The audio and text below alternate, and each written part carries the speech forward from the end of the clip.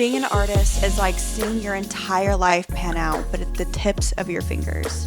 You may have beautiful highs, terrible lows, and sometimes you may even feel mute. As an artist, you have this unique blessing and curse that enables you to experience these emotional roller coasters in shorter time frames and through an abstract lens. Art isn't always a reflection of how you feel. It's giving people a piece of who you are. Some of these tips are a few of the ideologies I learned while aiming to turn my passion into a business. Hopefully this will provide a sense of familiarity and courage to somebody watching. So in every fail, there is a huge win. So Tyler and I started selling cutting boards a couple years ago. I remember I had a friend who offered to host a pop-up shop at her boutique for us. For about 2 weeks, we were going crazy, making so many cutting boards, basically until like midnight every night. And we get to the pop-up shop, we get there early, we lay all the cutting boards out, and after about 6, 7, 8 hours, no one showed up. We kind of felt a little discouraged, but then walking through the doors was this old friend I made in high school. I told him, "Thank you so much for coming. What have you been doing? I haven't seen you in years." He told me he dropped off the face of the planet to focus on his music, which was absolutely incredible. Later on that year, I wanted to make Tyler a song. My goal was to randomly surprise him by playing it in the car out of nowhere. I called my friend and I explained my vision, and he agreed to help me. We spent literally hours writing, editing, collaborating, recording, and it was probably one of the most amazing creative experiences I've ever had in my life. So this rekindled relationship between Olila and I wouldn't have happened if Tyler and I didn't technically have a failed event. I know a popular thing people say is keep going, don't give up, but I feel like that doesn't really give any direction. I feel like it's very important to look intrinsically in the situation and see if there's any way that you can continue to grow from that situation and use that negative situation as a seed to create a new garden. Make your plan catch up with your passion.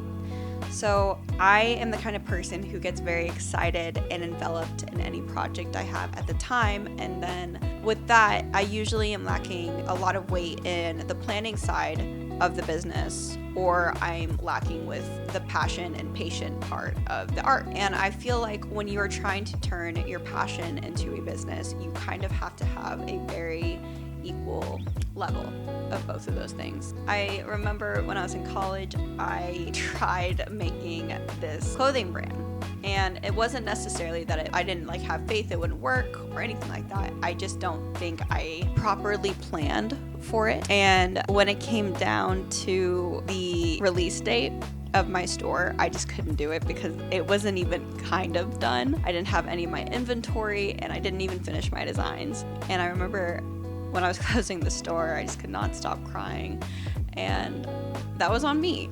I failed to create a plan long term. I just totally jumped over the planning phase and just ran into going crazy with the execution, which is definitely not something you should do. It kind of sounds crazy now that I'm saying it out loud, but at the moment and when you're living in it and you're so busy with all the other things like college, definitely helpful to reevaluate yourself when you're trying to do something new. When learning something new, be intentional. You kind of have to reevaluate your work and see how you can get better. See if there's anything that you can learn and grow from. Take time to stop and maybe watch a different tutorial. But if you're just always putting out new work, and you're never taking time to allow new information into your workflow and maybe accept new direction, then how are you going to be getting better? How are you going to be improving? Own who you are. When people see your authentic self, I promise they are going to fall in love with you. One of the most empowering realizations I've ever had was learning that I'm not going to fit in anywhere. And I think that's so beautiful.